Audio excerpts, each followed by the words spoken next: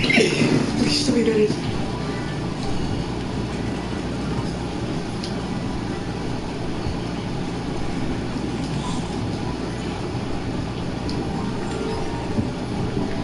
Yeah.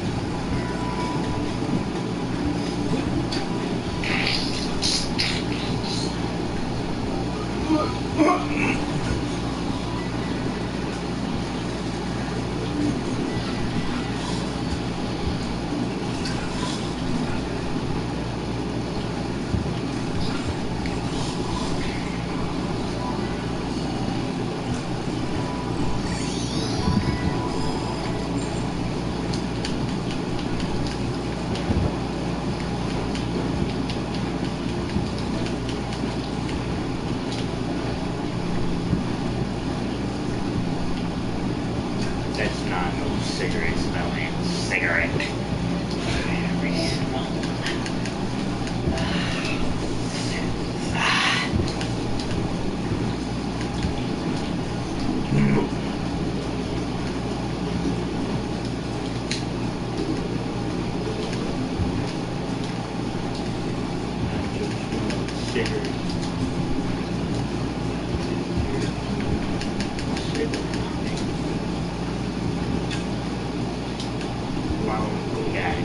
Bone power.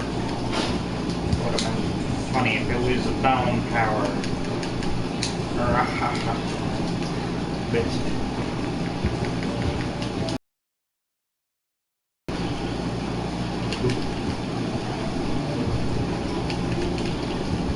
God damn it.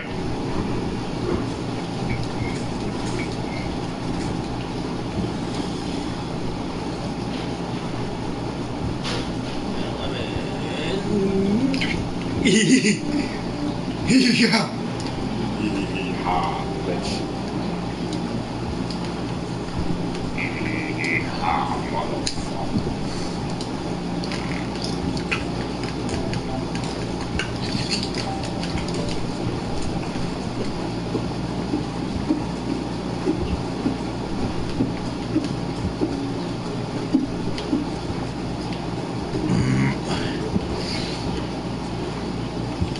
Cigarette smelling cigarette fire. Smell the cigarette. It's not a cigarette smelling cigarette if I ever smell one.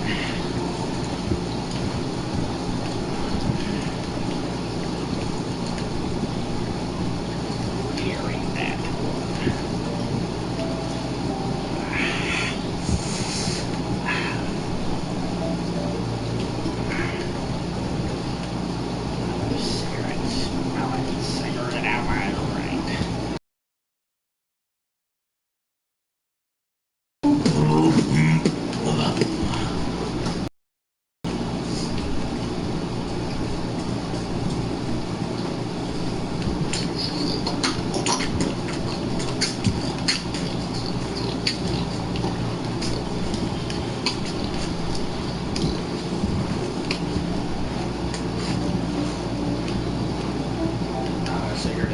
cigarette if I ever smelled a cigarette.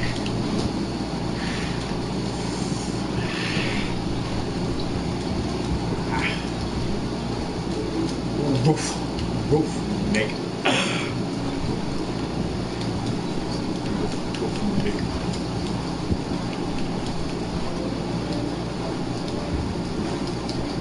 Woof, Nick. Hey, nah, what up? Fuck your mind real quick.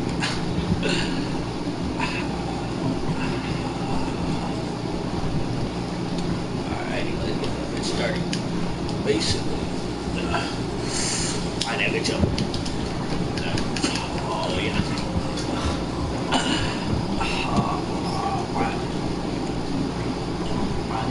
Man. Go damn. Oh shit. Ooh.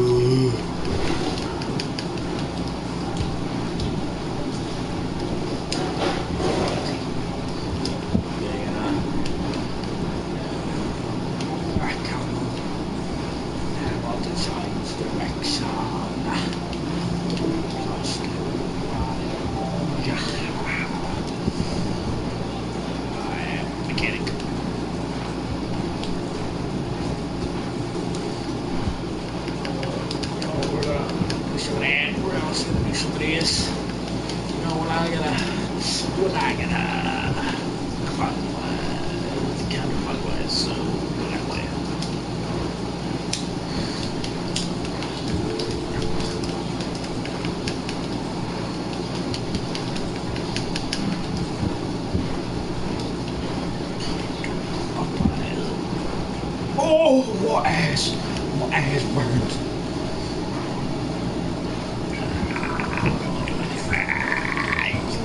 Bitch. It's not a cigarette. I wouldn't cigarette if I ever smelled one.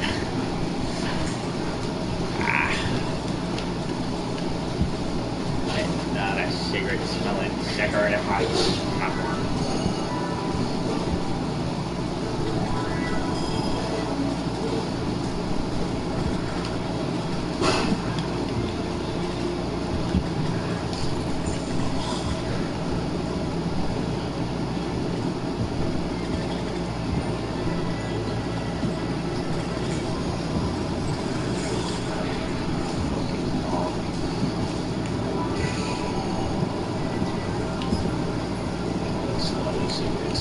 Cigarette if I ever smell one, bitch.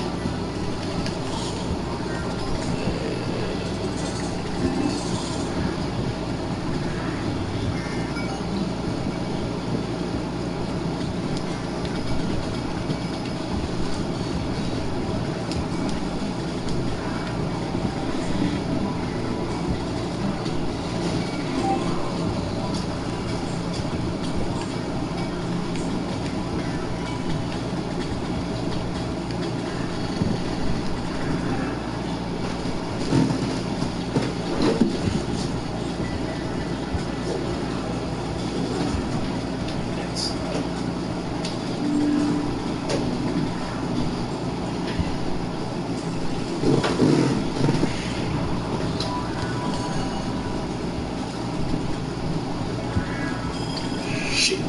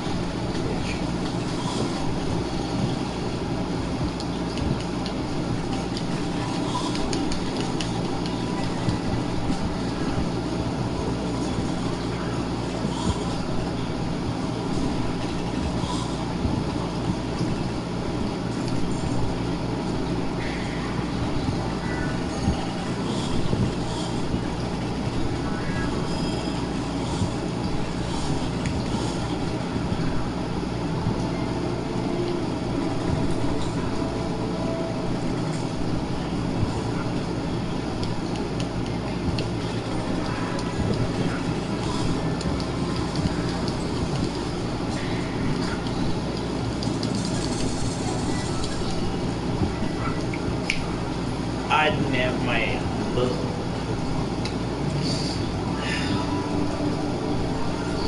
Feel it. Oh, shit.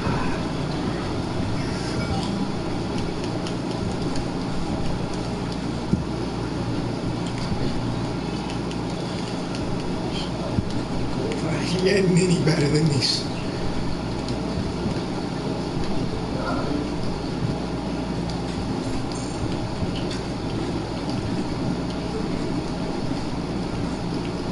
That shit moving.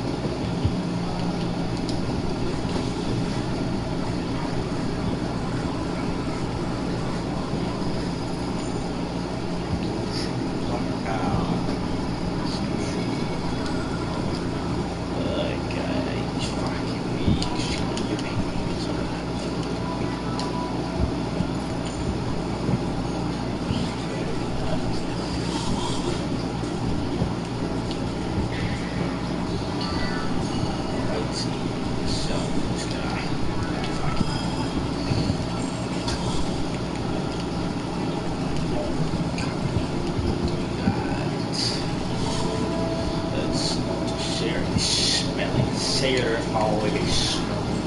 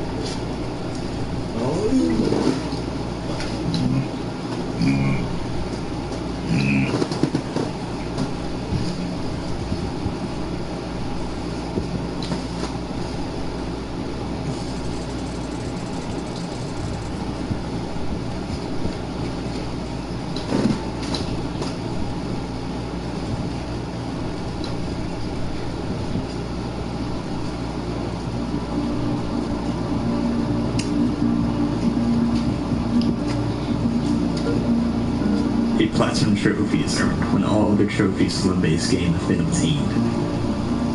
Trophies are rewarded for completing various tasks in-game, and there are entire communities dedicated to hunting these trophies. Your typical trophy list will have you finishing the game on the hardest difficulty, find every collectible, and sometimes complete the game within a certain time frame. Some trophy lists, however, require the player to perform either very arduous or insanely time-consuming feats. Super Meat Boy, for example, has a trophy list that has you beat every room without dying to earn the platinum. This being a game where you die pretty much constantly, some of these no-death runs will take weeks or even months.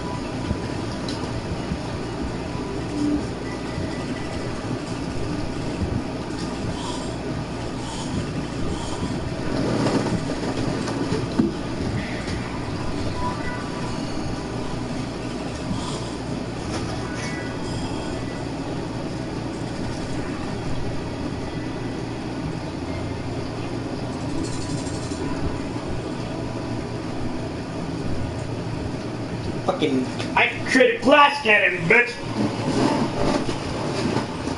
Months of practice. Fortnite is another game with a platinum that is very challenging to earn. This lists is a trophy for building 500,000 structures and successful missions, and a trophy for completing 1,000 missions in co-op. Although technically not actually difficult, but rather insanely time-consuming, this is another platinum trophy that has eluded the vast majority of the player base. In both cases, only a few hundred people worldwide have been able to conquer these trophy lists. Despite the difficulty and rarity of these games, however, there exists a game with a trophy list that is in a complete league of its own. A game with a platinum trophy that has only ever been earned by 7 people in the span of 4 years. A game that, despite being very short, will require upwards of 1,000 hours of practice. That game is Curse of the Necromancer.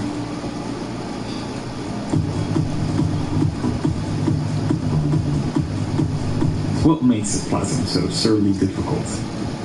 Well, to start off, the game itself is already very hard and unforgiving. Crypt of the Necromancer is a roguelike rhythm game that has you moving to the beat while fighting off enemies and progressing through the levels. The core mechanic of moving to the beat means the player is restricted on when they move and attack. Ignoring the beat is possible, but it's punished. Crypt of the Necrodancer has 4 zones for you to complete. Each zone has 4 floors with a mini-boss that needs to be killed in order to unlock the stairs for the first 3 floors, and a final boss on the 4th floor to unlock the exit stairs. These floors are randomly generated, meaning that every run is different and that you can't simply memorize item locations and plan your runs out. You're going to have to improvise a lot and gain a considerable amount of knowledge on the game's mechanics for later runs. If all 4 zones are completed, you will unlock all zones mode. Most of the trophies revolve around beating this mode with the various characters that are in this game. For the Platinum, you need to beat all zones mode with every single character. There are 9 characters. Cadence is the standard character. She has no bonuses and no penalties. She does, however, face 2 unique bosses at the end of Zone 4 instead of 1 regular boss. Dead Ringer is the first boss and is relatively easy if you know what you're doing. The second fight, on the other hand, is against the Necrodancer, which can be very hectic. You take control of 2 characters simultaneously, the only moment in the game where this is done. If one of the characters dies, the game is over, which can make it challenging to not panic in this section. Cadence is generally regarded as a medium difficulty character. The second character is Bard, who is by far the easiest in the game. Bard doesn't move to the beat, and neither do enemies, meaning you have complete control over how fast the game is played, and that you can plan out certain actions in tough situations for as long as you want. The third character, Eli, is also on the easier side. Eli doesn't have a weapon, but only uses bombs, which he has an infinite amount of. These bombs can be pushed towards enemies from pretty far away, so you can play it safe most of the time. You just have to watch out for enemies that move as fast or faster than you, like monkeys or harpies. The fourth character is Dorian. Dorian moves 2 tiles per beat instead of 1, making it very awkward to navigate around the floors for him. To veteran players, however, he is the easiest character next to Bard, because he spawns with a health pool of 4 hearts, armor, and does an extra point of damage to enemies. If you just play it slow and let the enemies come to you, Dorian runs don't pose too much of a threat. The fifth character, Melody, spawns to the Golden Loot, the weapon used to kill the Necrodancer, and has to use this for the entire run. This weapon is quite different from other weapons because it damages enemies by moving and playing next to them, as opposed to attacking them directly.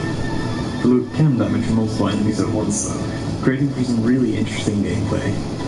Melody faces a unique final boss at the end, commonly referred to as Necrodancer 2, but this fight is fairly doable. Dove is probably the most unique character of all. She doesn't damage enemies at all, and has to reach the exit by avoiding enemies completely. Her only weapon is a flower that confuses enemies for small amounts of time. Dove doesn't have to defeat mini-bosses or regular bosses, so Dove runs simply require you to repeatedly find the exit as soon as possible. Because of this, Dove is the most RNG-dependent character out of them all.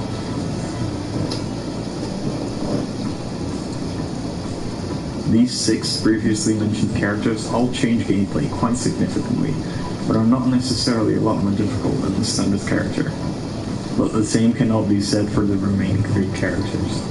Their penalties up the difficulty considerably, and they all have a very steep learning curve. The first of these is Monk. Monk has taken a vow of poverty, and as a result, Monk will instantly die if any gold is picked up.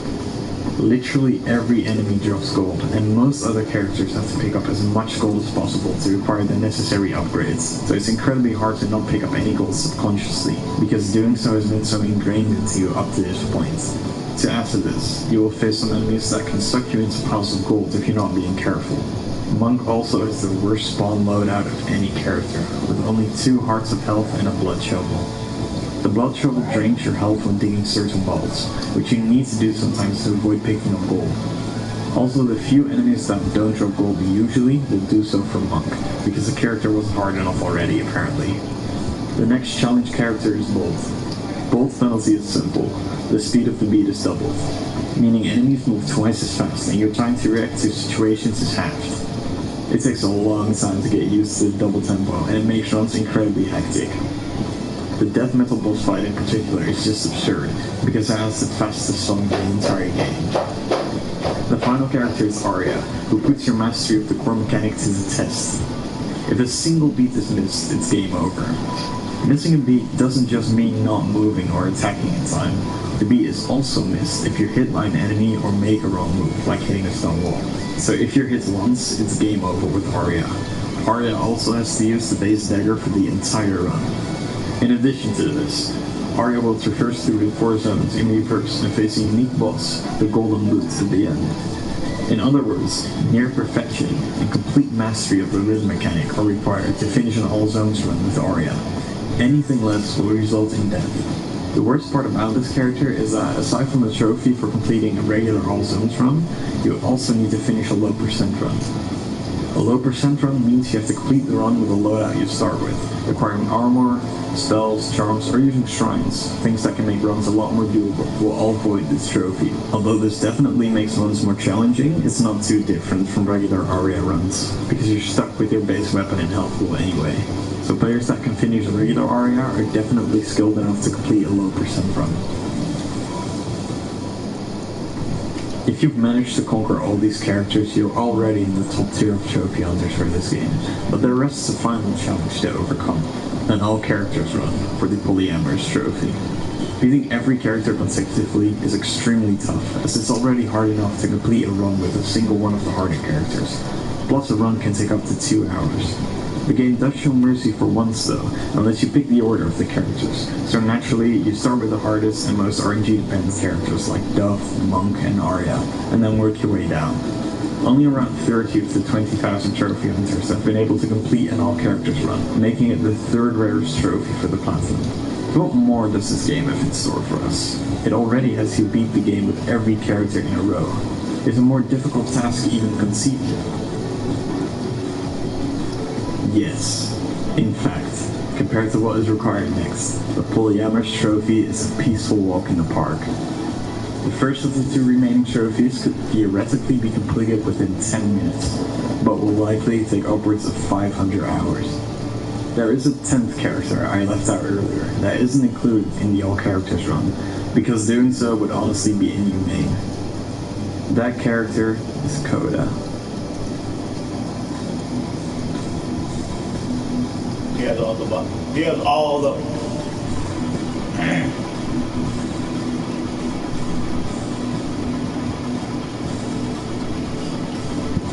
Unlocks after the all characters run, Coda doesn't have any unique penalties, but instead combines 3 of the previously mentioned characters, Monk, Bolt, and Arya. Meaning, you can't miss a single beat. The beat is doubled. Enemies move twice as fast. You can't pick up any gold. You're stuck with the base dagger, and you die from a single hit. To fully grasp the astronomical difficulty of this challenge, you really need to experience the double tempo for yourself.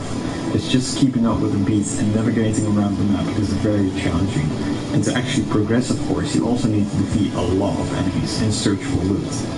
The actual trophy requires you to beat all zones mode with Coda, and because the developers weren't sure whether this was actually even possible, the trophy was named Impossible, right? This is also the point where using a regular PS4 controller isn't feasible anymore, so the select few that came this far uses Zim, or a keyboard and mouse set for consoles. Maintaining the double tempo without missing simply isn't doable on a PS4 controller. The strategy used by most players to complete Coda is acquiring the Ring of Phasing and spending most of the run phasing through walls. Enemies don't attack you when you're inside a wall, so this is as close as it gets to a safe strat. You still have to take out enemies though, so using the Ring of Phasing will only get you so far. Some particularly tough moments in this run are the spawns in the 3rd zone levels, where you'll often spawn in and have to deal with 6 to 10 enemies immediately, and be put in situations where you can do everything right and still die. The death metal boss fight.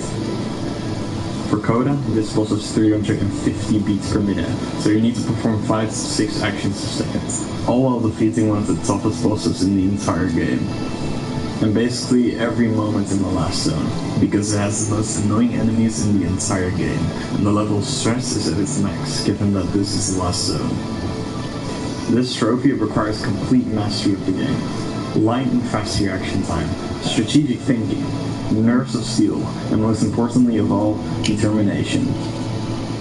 At the time of making this video, only around 10 people have completed the Coda run, one of which actually with a PS4 controller. As impressive as this feat is, it still isn't the biggest roadblock for the Platinum. There is a trophy that is even more elusive. The lowest of the low trophy is the rarest in the game and requires you to complete an all characters run with your starting loadout. While this run never gets as intense and hectic as a Coda run, it takes 3 to 4 hours on average, and for the majority of this time, nearly perfect gameplay is required, and a single mistake will send you right back to the beginning. Dying a few hours into a run is of course extremely demoralizing, and yet another roadblock on this journey. There's a few characters in particular that are especially tough for low percent runs. Monk is the worst one of them all, because you can't acquire any items that increases the abysmal health pool for this. Dove is also pretty hard, because the success is up to chance for a large part. For Arya and Bolt, the difficulty spike compared to normal runs isn't as steep, since Arya can't pick up many items to begin with, and Bolt actually has a decent starting weapon, the spear. Then of course there's the remaining 5 characters. They're all a lot more challenging to complete runs with now.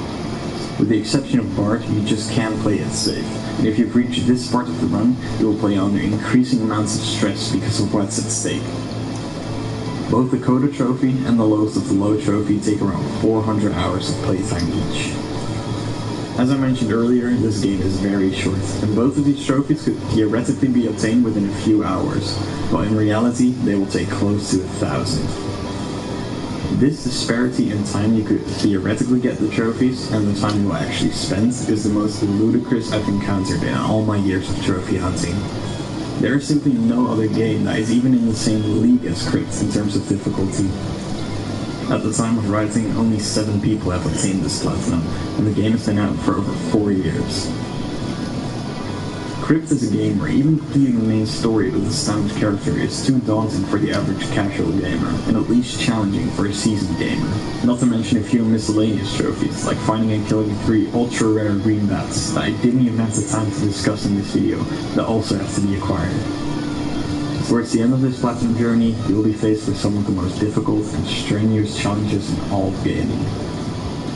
It is, without exaggeration, the most difficult platinum trophy in PlayStation history.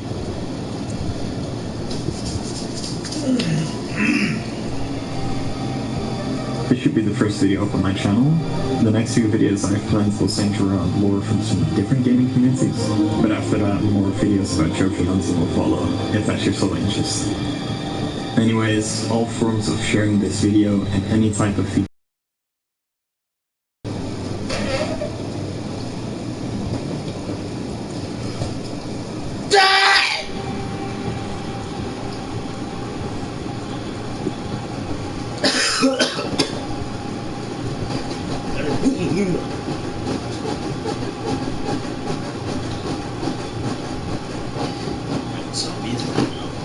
It's time to break up with your basic cleanser. Bro, shut the fuck up. I'm trying to watch YouTube. With GoDaddy payments, you can get paid fast and securely. Start today at GoDaddy.com/payments. If virals from Dying Light trap you inside your urban apartment building alone, what would you do? Zombies are supposed to be mindless killing machines. They can't think, can't strategize, and can't lure you out of your safe house and eat you alive. Fortunately for Aiden, who's trapped, lonely, and terrified of going outside to hunt for supplies, the zombies lurking in his apartments can think, they can strategize, and they absolutely will try to lure you outside or crawl up the balconies to get you. Let's see if we can outsmart them. I'm going to break down mistakes made by our lonely survivor, see if we can make better decisions, and ultimately attempt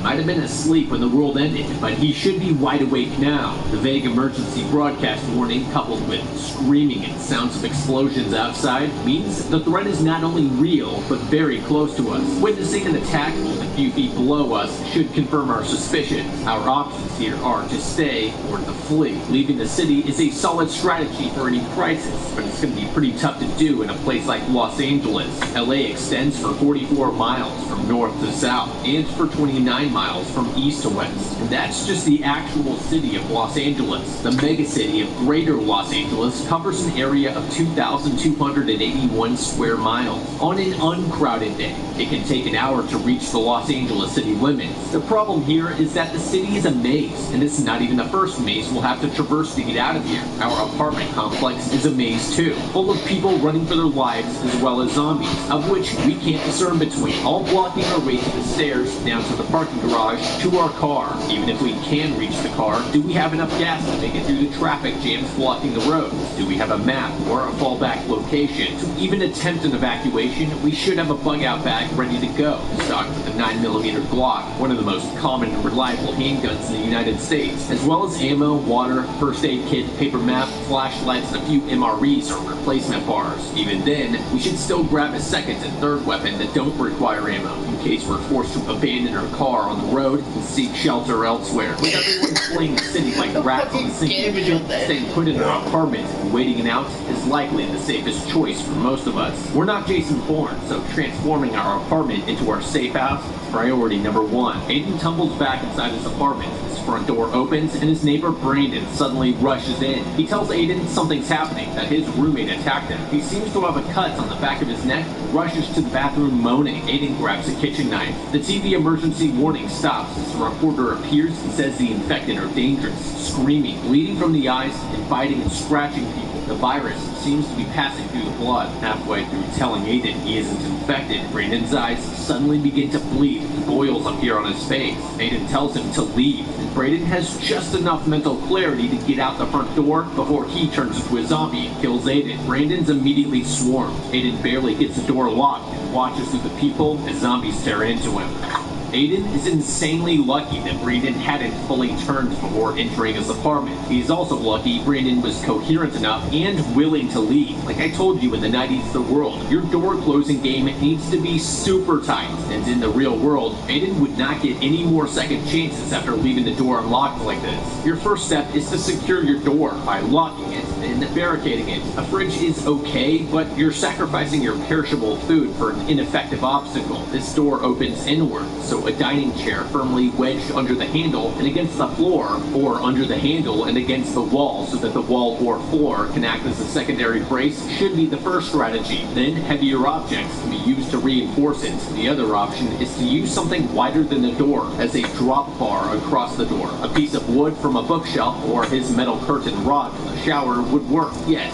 drilling and banging makeshift brackets into the walls to either side of the door would be noisy, but only for a moment. Zombies would eventually get distracted by something else, especially in these first chaotic moments of the apocalypse. Once the door is secured, Aiden should go into the bathroom and kitchen and fill the tub, sinks, and any other containers he has with water. We learn later he has tons of water bottles. That's great. Rely on the tap first and keep the bottles on reserve in case the utilities shut off. Then put buckets out on the balcony and catch rainwater. If you don't have a reserve of Evian in your apartment, the next best option is to create a solar still, like I showed you in Sweetheart. You can also siphon water from the toilet tank as well as your apartment water heater. After the water, Aiden needs to plug in all of his valuable electronics and charge them fully, keeping them charged until the electricity shuts off, at which point he should turn off his electronics to save for emergencies, like we also talked about in the 90s The World. He can use his phone to call family as well as emergency numbers like 911 or even the CDC. This epidemic seems to have started overnight and nearby. I'm probably busy. That's not really the point. The point is to use tools at your disposal while they're still available to gather information you might need. I would also argue that if Aiden has a printer, he should get on his computer and begin printing off important information, like a local area street map in case we need to forage for supplies later, or instructions for how to build the solar still, or how to urban hunt for birds. Aiden should also take quick stock of his fridge and pantry to know what he has and what he doesn't. Hell, if he has things like tomatoes, cucumbers, peppers, or potatoes, he could go online and print out quick patio growing guides just in case things get that dire. Sure, supply runs will eventually be a necessity, but having the information on hand to start a food garden can't hurt. Aiden could also grab a piece of paper and write "Survivor Inside" on it, then slide that under the front door, so anyone still alive moving through the building would know that he was there. He could even include a code phrase the zombies wouldn't be able to say, like, "The Mississippi might melt," so he knows to open the door if he hears it. Traumatized that his first world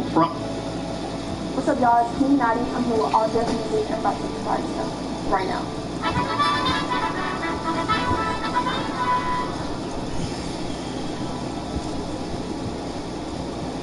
Bar exam question number 1. I'm basically saying I'm cooler. The D already counts for my cooler. A, NBA Youngboy. B, Young Thug. C, Lil Uzi. Or D, Migos.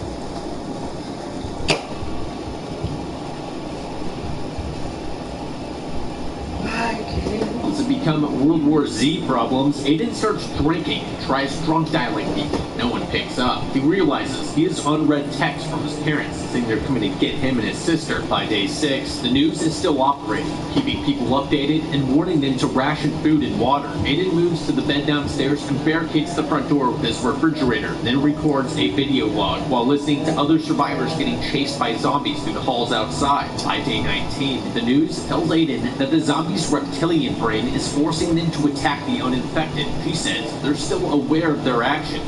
Can't help it. On another video log, Aiden worries about having to go out for supplies. Water has stopped running, but electricity still works.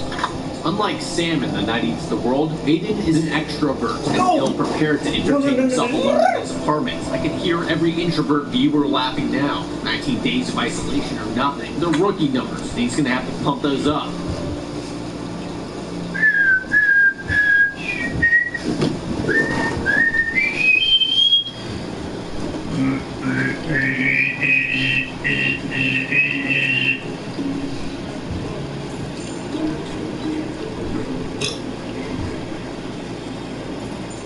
I can feel da da da da da da da da da da. I can feel da da da da da da da.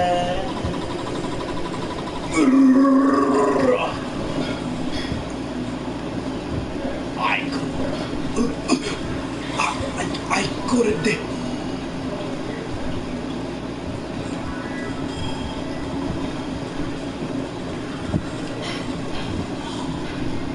I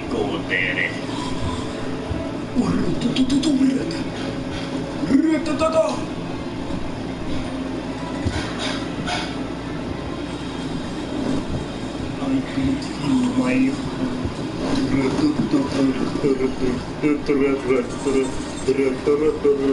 I cannot feel my heart.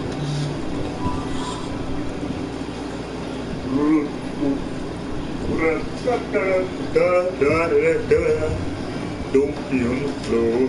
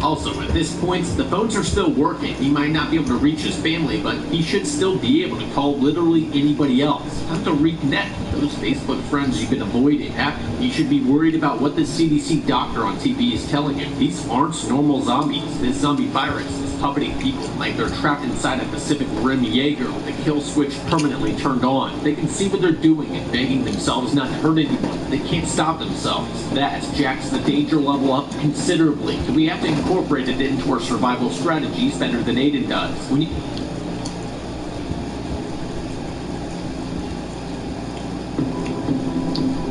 The evolution of Carbide is at Steingold Volvo Cars.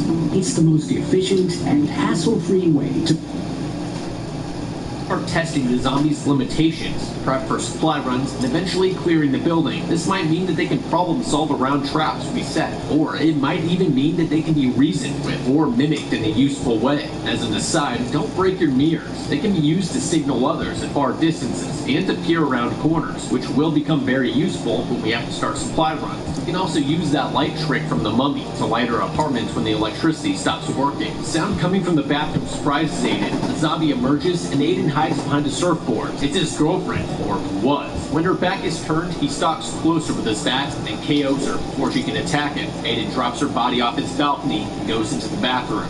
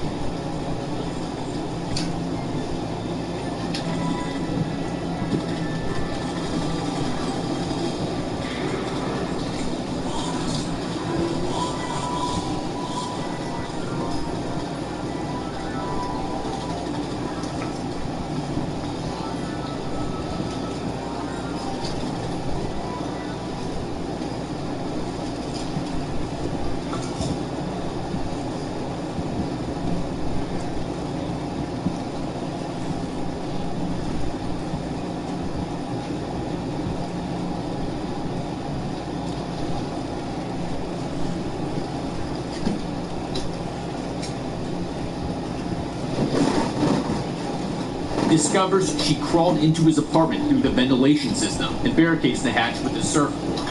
This should have him reaching for his brown pants. Think about it. She remembered his apartment, found a vent, crawled inside it, and followed his sounds until she fell back into his apartment. Or she crawled into the vents as a human, turned, and then crawled around until she heard him and dropped in to say hello. So she might have formed a plan of attack while zombified. That's some 7 Days to Die Horde Night stuff. Hiding to get the jump on her was a great idea, but he should have double tapped her the second she hit the floor, then retrieved a kitchen knife and put it through her eye just to be safe. Using the surfboard to block the vents is a good idea in a pinch, but he should replace it with a metal shower rod. The edges are sharper and less likely to slip out of place like the surfboard is. Even better if we have wood and nails to board up the opening, but that would prevent us from using the vents later on if we needed to. On day 41, Aiden tells us he's losing his mind. He knows he's too cowardly to open his own front door, so starvation is inevitable. He hears a beep from his phone and listens to a voicemail from his parents. His mom tells him that his sister got out of town before things imploded and went to their cabin.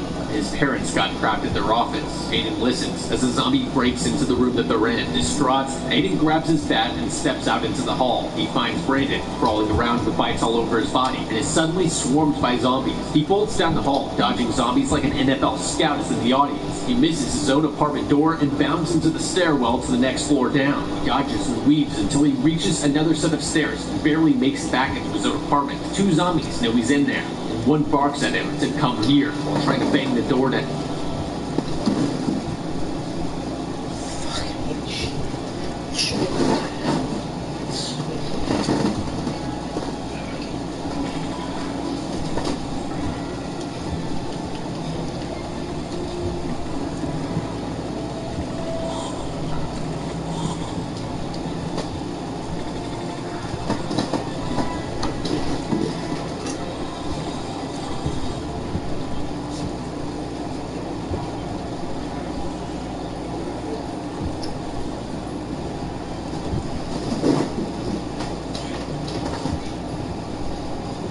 Across the city gives out.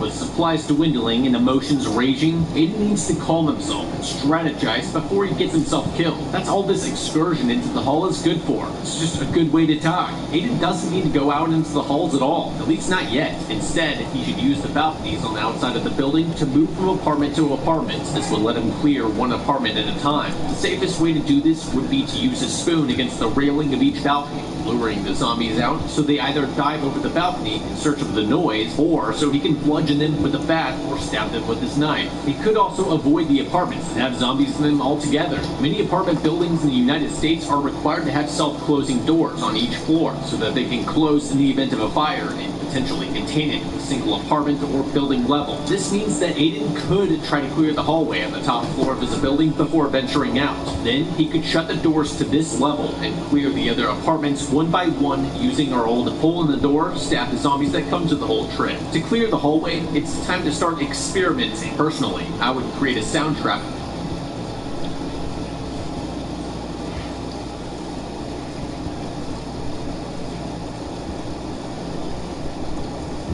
People helping people. Massachusetts deputy. Thousands of Massachusetts residents.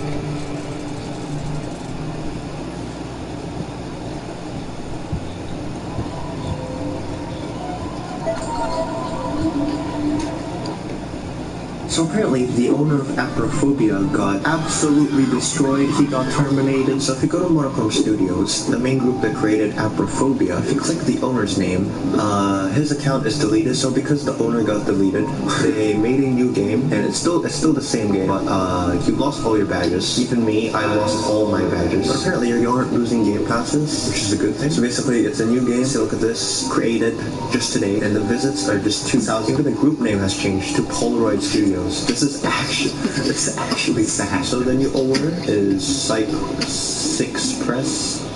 This guy. Anyway, badges gone. Oh yeah, progress gone. Oh my good, progress gone. Damn. While I was editing this video, some major things happened. The main Discord server for Aprophobia changed their name to Polaroid Studios and even changed their server icon. So it is safe to assume that they're not going by the name Monochrome Studios anymore. Also, they fixed the issues with the badges. Your badges will now be transferred over to the new game. And now, the final and most important news. The devs have decided to reveal how the original owner of Aprophobia got banned. I won't go into detail, but basically, he got banned for a good reason. If you want to know more, just click the Google Doc link in the description below. Anyway, back to the video. I was online when this happened, and guess what everybody was mad about? The fact that they have to...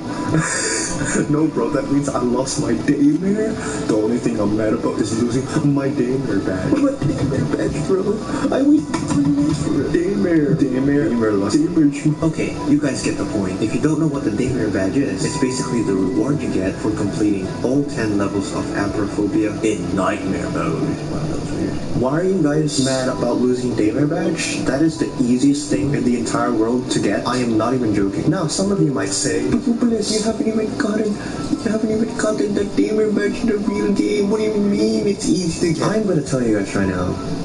Getting the Daymare badge is the easiest thing in my entire life. The reason why I haven't gotten the Daymare badge is because I was waiting for this moment, waiting for this day where I can show my true skills to everybody. It's basically a tutorial, or you can see it as me trying to complete this game in one sitting without dying. Alright, first things first, you need to look for an arrow. The exit is actually where the arrow points, so this direction is where the exit is. It's always in that direction. Always. But anyway, yeah, here. Exit. Easy peasy. Escaped in like, what? How many seconds? 30 seconds, I think? I don't know. Alright, next level. This shouldn't be that hard.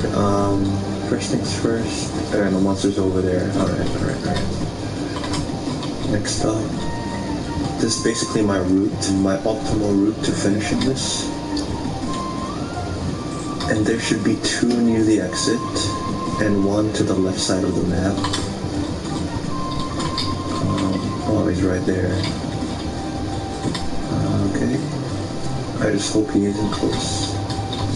Oh, he is there. Alright, wait, I'm gonna have to skip that. Let's see. Come here, little guy. Come here. Come on. Alright, he can't fit through this small hole here. Let me get this. Alright, where is the monster right now? He is going... Okay, that's good. I want him to do that. Alright, come here, boy. Yeah. Oh, yeah. You're stuck now, huh? Yeah. And that should be the final one, and the exit should be open. There you go, the exit is open. What's the next level? Oh, the silent level. That level takes way too long to finish. Oh wait, no, this isn't. No, never mind. It's not the silent level. I forgot this level existed. Why is this a level? It's so short. Alright, the trick to this level is, if you're crouching, you're basically invincible. So basically you're invincible. I got a bit way too overconfident, so I'm actually going to do the shortcut here. So what you want to do is you want to control, hold W, press B, right click the top of the screen, and then hold the shift key for at least 20 seconds, then let go of right click. 19, 20... Okay, well, this wasn't what I planned. 19, 20. Okay, I made it. Man, that was annoying. I just want to relax. It's almost 10 p.m. for me. I want to go sit on my bed, sleep. I can't believe you would take this away from me. But because all this drama happened, I have to go complete the Daymare badge, show people that it's not a big deal. And look, I made it back to this point without even dying once. I didn't know that if you were in nightmare mode, the guy's harder. That don't work like it used to. Alright, for this one, I have no idea, but I'm just gonna go to the exit as fast as I can. You guys probably know this already, but just hug the right wall, you'll eventually find the exit. Hopefully, you don't encounter the monster while on your way there. And there you go, there's the exit. Now, level 6, run for your life. It's easy. Is he faster in nightmare mode, the guy that's following me? He doesn't seem like it. Oh, let's just go. Alright, for this level, another long level. I'm just gonna skip this one. I'm just gonna skip this one too. Time too long, glitch. Haha. Okay, for this one, you do the same thing, but you do it here, and you do it for 14 seconds. Well, 13, 14. Okay, I made it through. Thank goodness. Alright. Yes. On to level 8, another easy level. I hope so, that is. I hope it isn't hard in nightmare mode. This is my first time playing this game in nightmare. I expected it to be relatively easy, but level 3 caught me off guard, okay? Alright, I hope level 8 doesn't catch me off guard too. Alright, for this one, you want to go over here. Alright, not here, sorry, here.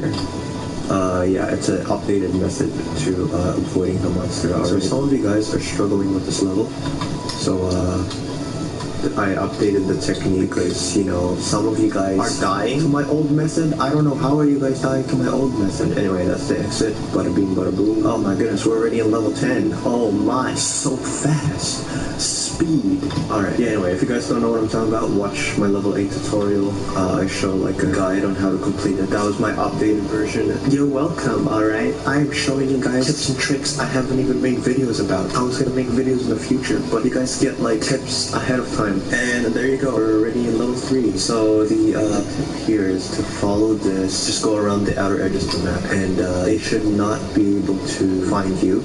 I'm kind of scared, because I don't know what they changed about it in Nightmare mode, right? It's kind of scary. Alright, let's take... Okay, no, please. Okay, let's just try this. Oh, okay. Okay, well, I completed it. 18 minutes. With so much information out there, it can be very hard to know what's real. So leading experts from Mayo Clinic.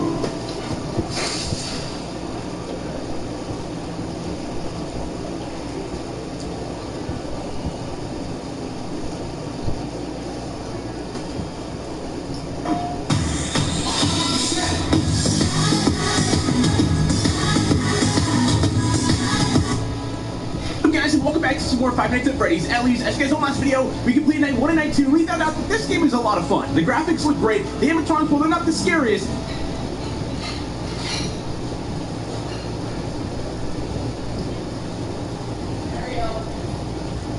What?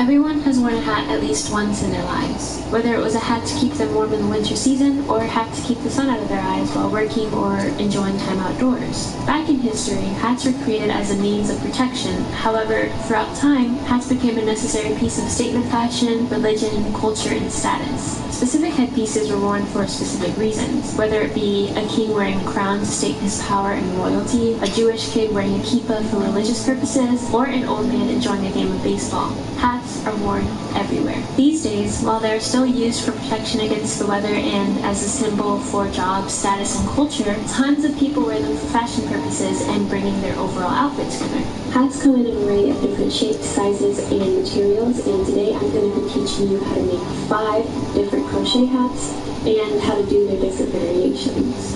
Like I said before, there are many different types of hats. There's beanies, conicals, fedoras, top hats, cotton hats, the Turkish fez, turban, bonnets, balaclavas, the montera, bowler hat, straw hats, cowboy hat, newsboy, baseball, snapback, bucket hat, the beret. The list goes on, but unfortunately I can't make all of them due to cultural and religion appropriation reasons, and to the fact that I don't know how to make a lot of hats yet. And simply due to the fact that I want to get this video out as soon as possible.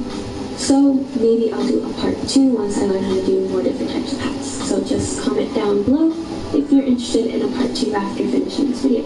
In this video, we'll be learning how to make the following: the beret, or the tam, a cat beanie, a regular beanie, and a magic circle beanie, and the balaclava. There are so many variations on how all of these can be done, so without further ado, let's jump into it.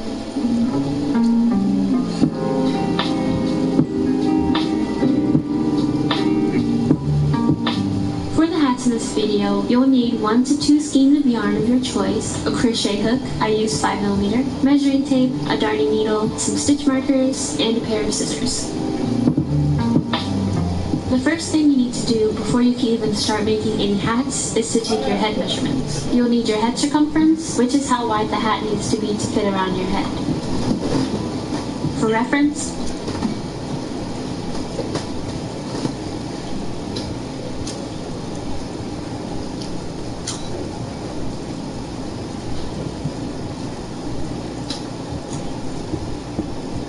But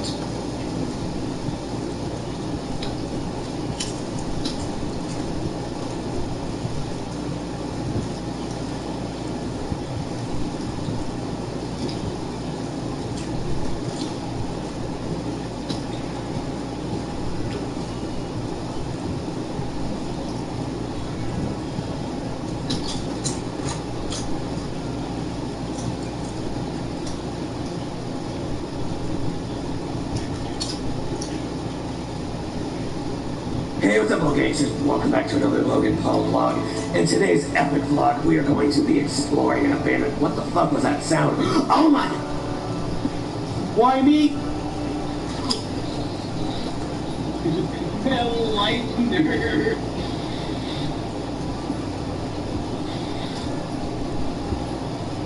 Behind you! Yeah, I heard it music! Elevator! Alex! Alex, stop killing him! Oh my gosh, he just launched a corpse next to me.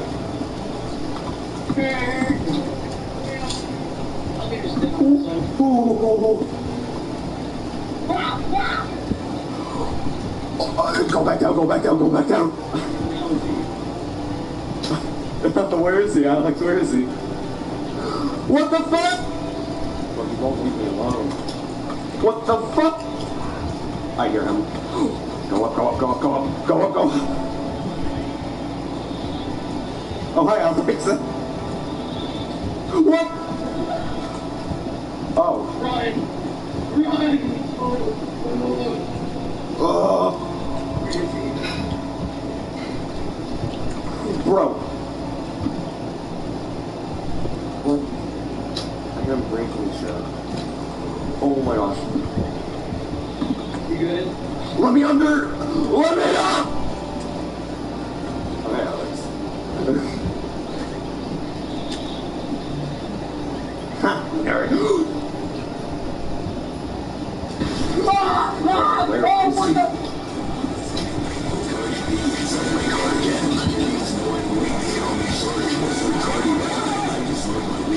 Why am I so loud and fuck! To the elevator. Go up, go up, go up! Run! All three! Bro! What the hell? No, get rid of all the spoilers. We haven't done helping just the two people. Maybe you're right. Oh gosh! Bro, I hear Polish singing!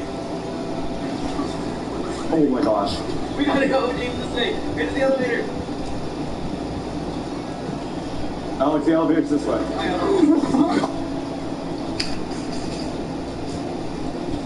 Elevator, go up! Go up! Oh! I think okay. Oh, fuck, they can get through that. Bro. Alright, got up the elevator.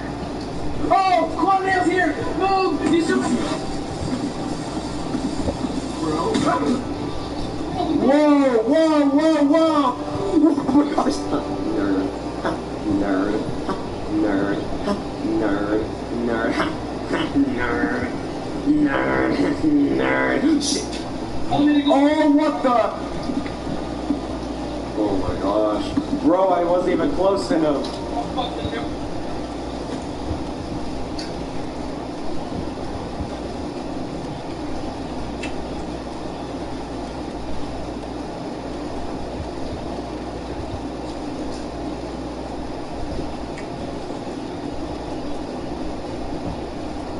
Grammarly adds confidence, so you don't undermine your message. Hey guys, today we're going to be playing Nico's Nextbots, which is based off of a Gmod thing where a PNG chases you around and tries to kill you. So yeah, let's give this a try. Alright, what am I getting myself into here? I'm just going to walk around out here, take a look at this place. Very creepy so far. What would you do that for? Anything back here? Open this door. Okay, well there's nothing of use back here. So I don't think there's like an actual goal to this game other than just not dying. Well, this is a very creepy hallway. Let's see what's on the other side here. Okay, cool, another poorly lit area. And whatever that thing was. Okay, I can sprint, so that's good knowledge. Probably going to be doing a lot of that in this video. Okay, well hopefully whatever I just saw is gone, because I'm gonna make my way over. What is that? That wasn't one of the next spots, was it? What is this? It's like a utility... Oh! Okay, well that caught me off guard. Oh, what's going on? Why are they in the floor? I guess there could just be some other area below. Oh, okay, let's get back in here. Okay, good thing they can't get in because, jeez. Oh, why did you do that? I don't think you could just walk around them like that. Oh, everyone's just running out and just dying over and over again. I was under the impression that the goal of this game was to survive. And that looks pretty hard to do right now. Alright, you know what? I'm running. I don't care. I'm going with not noob because he's not... What? Oh, you can sprint jump. Makes you go so fast. Hey, you should open that door for me. Alright, thanks. Well, there's a bunch of people here, so that's somewhat comforting. If any of the next bots show up, like right now, they'll hopefully target all of these people instead of me. I'm gonna watch this. Oh, why would you open the door? I'm closing the door. Oh, it's too late. Okay, let's just all run over here. You know, we should probably not go down there. Well, I guess we're going down here anyways. Okay, alright, oh no. Okay, hopefully Hey, open the door, please. Oh no. Oh no. Well, that was a big fail, and now we're getting spawn camped once again. These things really use a lot of force when they kill you, I see. Look at all these people dying right outside the safe zone. Okay, we should stop going outside. What are you guys doing? This is just such a disaster. Alright, yeah, let's go outside now. What a good idea that is. Well, they're not, like, right outside. Okay, never mind, they are right outside. Oh, I just barely made it out alive. Should I just make a run for it? I think that's what I'm gonna do. Alright, let's go over here. Is there anything I can use anywhere? Doesn't look like it. Oh, hey! Don't mind me, I'm just, I'm just looking for my car. I don't know where I parked it. Just, please leave me alone. Oh jeez. Alright. I'm gonna just go faster than light with this sprint jumping mechanic. Just get out of here. Oh, what did I just do? Oh, that's really good. Oh, get me out of here, please. Okay, phew, I made it out of that alive. Oh no. Hey, how's it going, guys? Oh, this isn't even a safe zone, no! Oh, they're all outside. I'm just gonna wait to die. Well, we found a bunch of people now. And we brought the next bots with us. We probably shouldn't open that door. Okay, well... Oh, they went through it! No! Guys, we got alive. Somehow I did. Never mind. I'm not out of the woods yet. Please don't be closed. Yep, just open this door and close it again. I think... Oh, well, there goes that guy. At least the rest of us are safe, for now at least. Oh. Never mind. Well, at least there's a safe zone here, but we're not going to be able to leave the safe zone anytime soon. Oh, never mind, we locked the lot. Oh, whoa. Obama came out of nowhere, jeez. Okay, are we finally safe now? I'm gonna go with this guy. Oh, thanks for that, man. Well, that's a bit of a fail. Oh, hey guys. Don't mind me, I'm just waiting here. Oh, jeez. This guy can't believe it, he's just shaking his head. Oh. Well, that's the sound of a lot of people dying, I think. And we're still just going outside. Hello?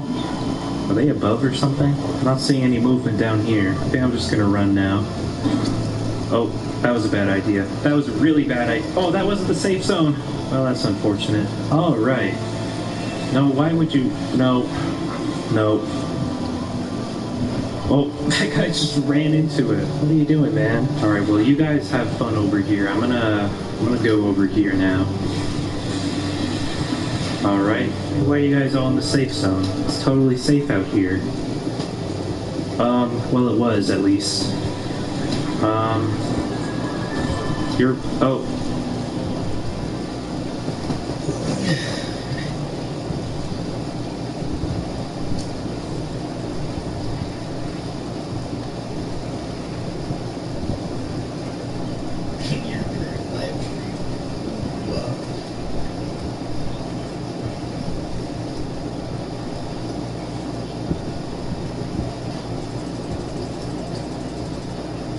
I'm Brian, and this is quitting.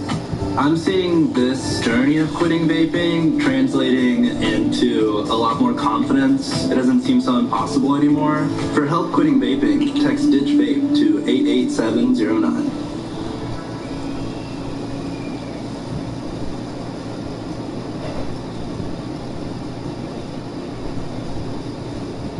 Hey everyone, so big Terraria news video tonight, and that's because we finally got a reveal of the thing. This big spoiler they've been hyping up all month, and after seeing it, I gotta say, it's an actual game changer. We also got an update on the wolf transformation, so let's jump right in. So we'll begin with the thing, because it's been hyped up so much at this point. Tonight, you'll write tweeting out, introducing gear loadouts, more fishing and fighting, less inventory management.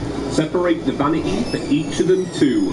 So this is a new mechanic that allows you to have 3 separate gear loadouts in Terraria, giving you the option to build up your own class with armors, with vanities, with accessory vanities, and then when you want, swap to a different one. And truthfully, what a game changer. This means you can use the same character and have 3 separate builds. For example, you can have a melee build and then swap to a summoner build. You can have a melee build and swap to a fishing build if you just want to do a lot of fishing. You can have one that's dedicated to building if you're a master builder. You can have one that's dedicated to mining. You could have one that maybe plays on servers. What's great about this too is there's also a hotkey, so you can swap between builds super easily, or you can just open up the inventory and swap between them manually. So keep in mind that your inventory will remain the same as you swap different loadouts, but it does actually add to the player's inventory because you now have a bunch more accessory slots and armor slots to essentially hide things in. So I think we can all agree this new feature is an absolute banger. I'm pretty sure most Terrarians out there can relate to this, having an adventure in Terraria and looking a certain way, but not really because you want to look that way, because you want to maximize inventory space by having a different set of armor in your vanity slot. Now you don't need to do that. Now you can actually have your player look the way you want and have the build that you want. Interestingly though, although this is the thing, it's apparently not the thing. Somebody asked on Twitter, is this the complaint that Red said you guys were addressing?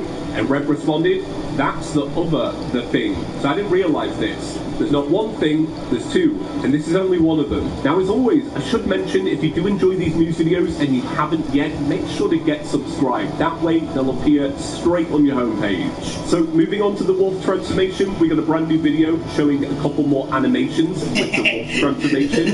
You can see what it looks like as the player uses a fishing rod, and also note how the cursor has actually been changed to whatever bait the player is going to be using when they fish. A really neat addition. We also got a better look at the true Excalibur, and most importantly, in the player's house, we can see bread. Yeah, bread's been added to Terraria. An absolute game changer of an update. It's also great to see that the wolf can be dyed, and some of the vanity accessories do work with the wolf. Now, one of the biggest questions that you lot had after my video is, can you get the wolf outside of journey mode? Do you need to use that secret Easter egg name? And apparently you don't. So Red actually responded to somebody asking about this and said that that's just an Easter egg. It will have a chance to drop from wolves, meaning you can use it in any kind of difficulty, which I know a lot of you are going to be very pleased about. So moving on to some other little bits from Twitter, somebody asked, speaking of traps, is there a reason falling stars don't kill players? And someone responded to that and said, this should be added to a special seed. Well, Red responded to that and said, you know too much. Essentially meaning it's probably already been added. So someone tweeted Red and said, while we're on the subject, this game is going to be impossible. What about adding the ability for golf balls to break cracked dungeon brick? it would make for some pretty fun golf courses. Reb responded and simply said, interesting. Now, I don't know if this means it's being added to the game, but it's at least been seen, and it would be a pretty interesting mechanic, although sadly, hardly ever see people make golf maps anymore, which is a real shame because golfing in Terraria is actually really fun, especially if you play the right map. So moving on to a sentence I never thought would come out of my mouth. Thank you very much, Red. Red tweeted out, "My team has been trying to talk me out of poo blocks that you craft while sitting on a toilet while well fed." And Senex responded, "He's not lying." Now who here would want to see that item? Me personally, it's not my thing. Alright, Red? I'm siding with the team on this one. So, a little update to something we mentioned in our last news video. Senex tweeted out, Sandstorm and Evolve will have several methods of obtainment now, which is fantastic. I thought we were only getting one. This opens the door to potentially allowing you to maybe craft a Sandstorm and Evolve. Maybe it's a rare enemy drop. Maybe you find it in underground desert houses. Maybe through fishing.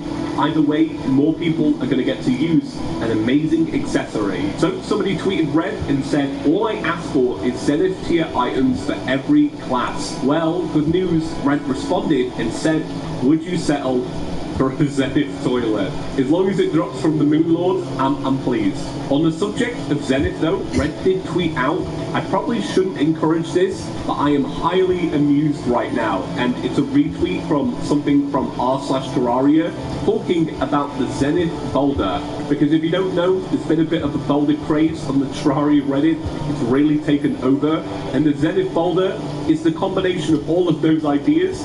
I kinda hope they add it. And finally, someone tweeted Red and said, 1.4.4 suggestion, I feel like the Eye of Cthulhu yo-yo needs a hard buff.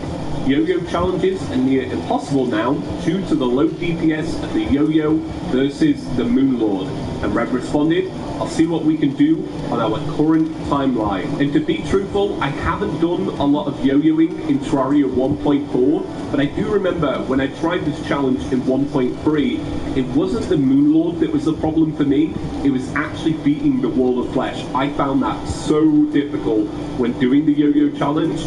So if anything needs a buff, it's around that point, at least in my opinion. And that's it for today. Thank you all for watching, and I'll see you in the next one. Peace.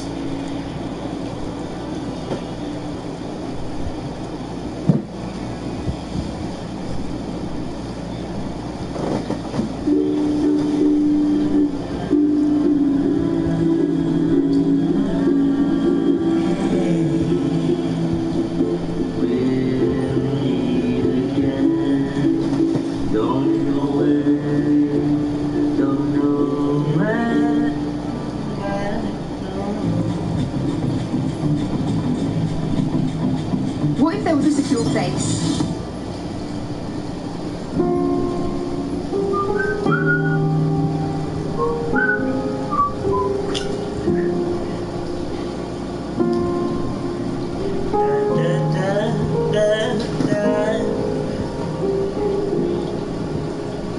She'd take the world off my shoulders if it was ever hard to move. She'd turn the rain to a rain when I was living in the blue.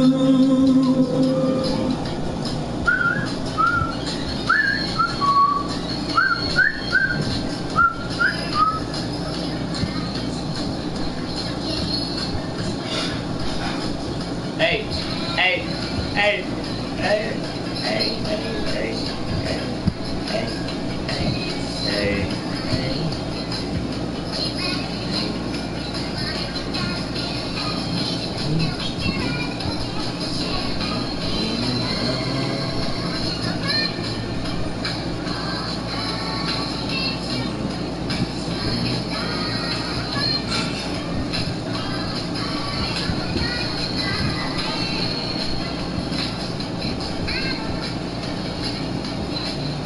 Hey everyone, this is Manly Badass Hero, and welcome to Everything You Didn't Get to Do, which is a game about stacking rocks for a seal, and nothing else.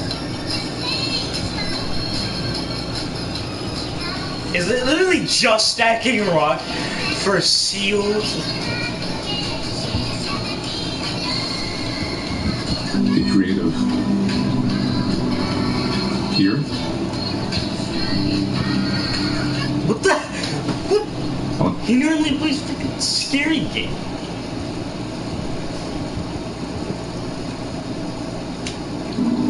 Think about the angle of attack. Come on. Yeah, that's it. We can't even like tiptoe any higher. Right. This really represents me, I feel like. Oh, this can. It's so...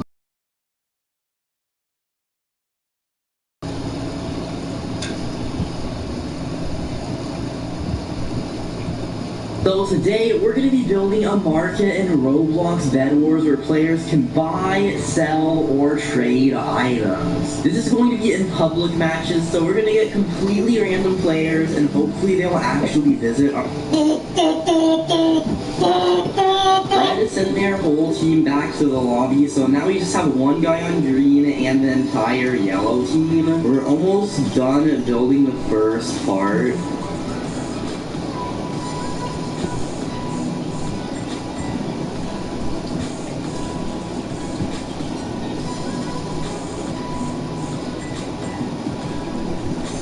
We just got emerald armor, so now we're definitely not gonna die, and I'm gonna spend some iron on carrot seeds for us to sell in our market. We have the main outside part, but it's kind of small, and we do really need some windows.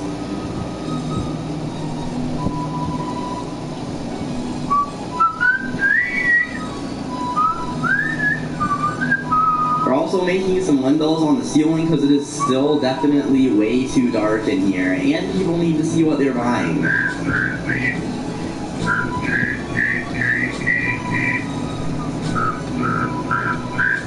Looks like we are done building, and we have quite a bit of light coming in the shop now. So we just need some shelves, and I'm thinking of just putting wood along the edges of the inside.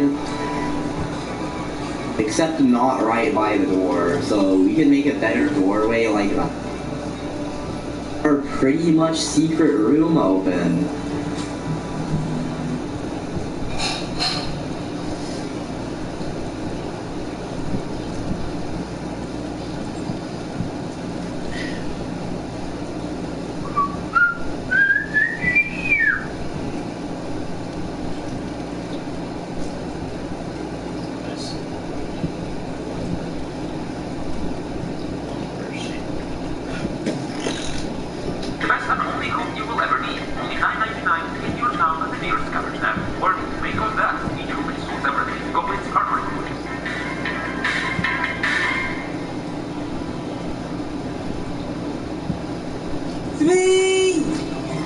Sphinx, can I get a hook? Don't say you're arguing with Sphinx. Just do it. It's a waste of time. You know I'll always ask. So while Timmy is learning some very valuable life lessons, let's talk about the, in my opinion, best Terraria hook. The hook of dissonance, aka the poor man's root of this one. Now you're going to ask, why do I think it's the best? Because, well, you know, the main use of a hook is to grapple stuff, and dissonance isn't even the furthest shooting hook.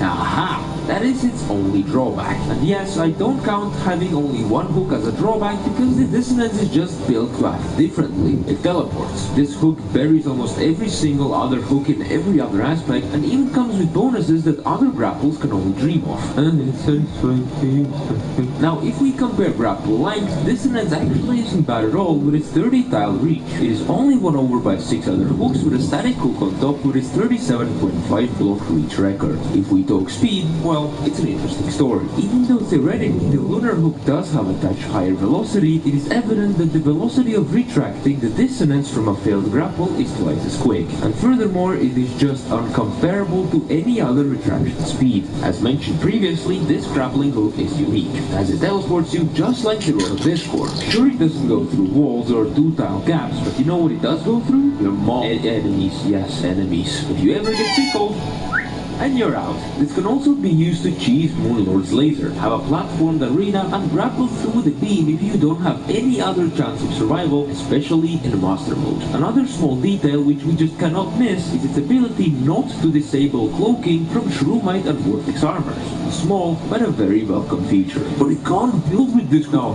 the video is over. I don't take that argument.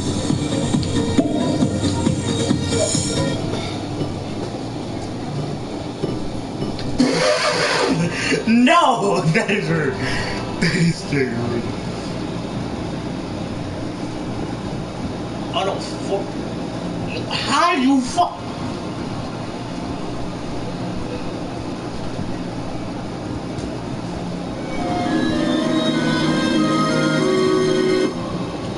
Why did you fuck up so bad?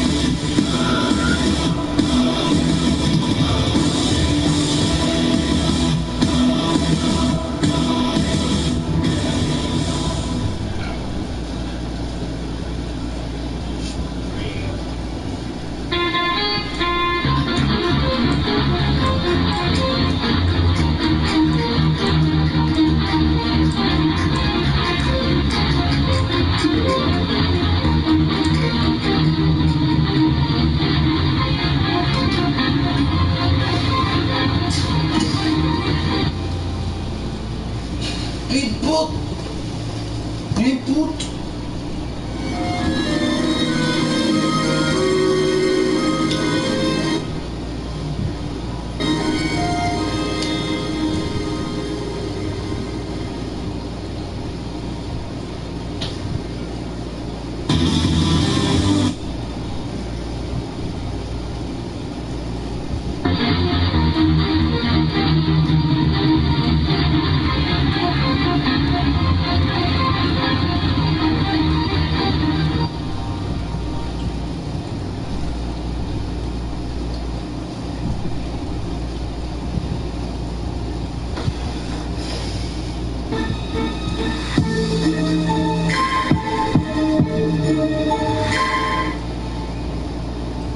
We changed our fries to make them hot and crispy every single time. Hot fries. And every single time, Toby insists we hide. I'm also going to remove the Summoning Emblem, the Avenger Emblem, Destroyer Emblem, and Shell. And you'll notice our damage is still at 8,000. So the minions will keep whatever buffs they had on when you originally summoned them. So even when Fairlight runs out, we still get this effect so long as we don't die or just somehow despawn the Stardust Reagan. Or any summon. Any summon will work. So because of this, I decided to include it in this video and in the loadout because it's pretty practical, not hard to set up, and it's good for as long as you need it to be. So as you can see, the Stardust Reagan doing 8,000 damage through.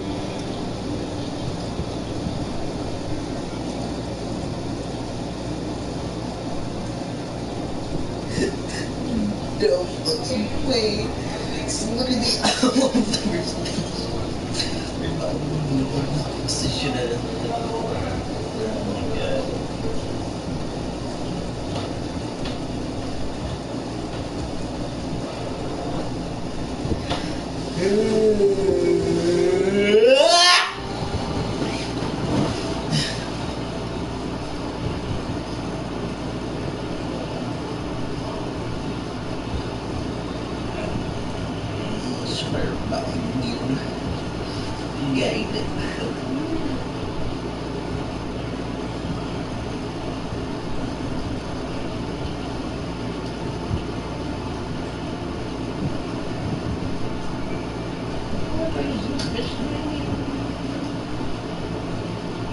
The Summoner class in Terraria comprises of using a huge range of...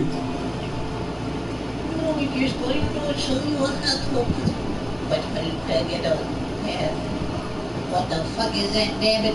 What the fuck is whips and minions to battle your foes. Summoners steadily get stronger throughout the game, but what if we did something crazy and break the class completely? How's it going through? This is Happy Days, and today we're going to see how overpowered you can make the Summoner class in Terraria. Now before we get started, I need to explain how this video is going to work. As the title of this video states, we're going to look at how overpowered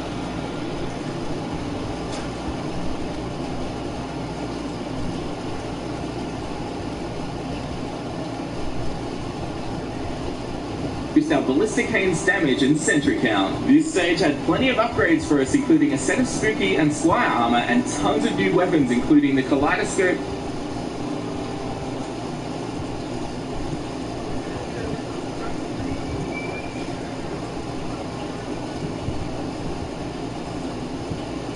So what's the ultimate build for summoners in Terraria? I spent some time grinding the pillars and moonlords to find out. After a few more trips through the pillars, I now have a full set of Stardust armor to go with our Valhalla Knight armor. We have the Rainbow Crystal and Lunar Portal Sentry staffs to go with our Ballista staff. Our main summon, of course, is still...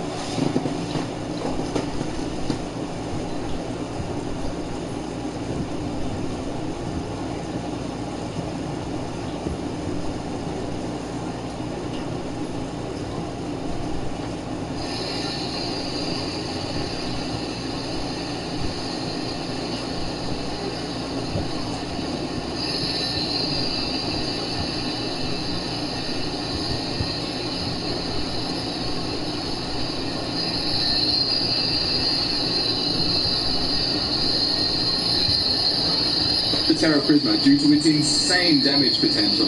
Our final accessories are the Necromantic Scroll, Papyrus Scarab, Pygmy Necklace, Hercules Beetle, and Berserker's Glove, all with the menacing...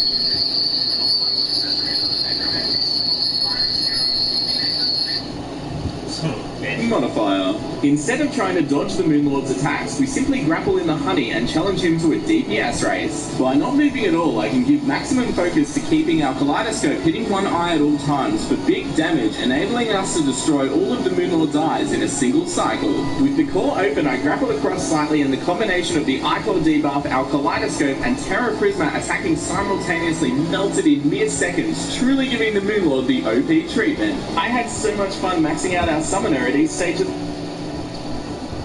the game. A lot of you have been asking me to do OP videos on the Rogue class from Calamity and the Bard class simultaneously melted in mere seconds, enabling us to destroy all of the Moonlord's eyes in a single cycle.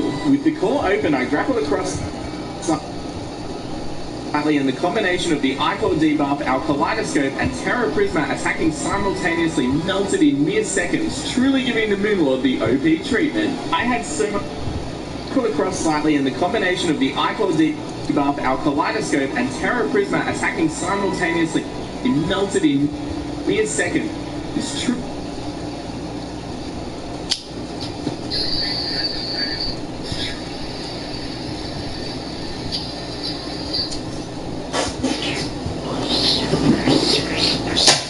God damn! You ever worry about that?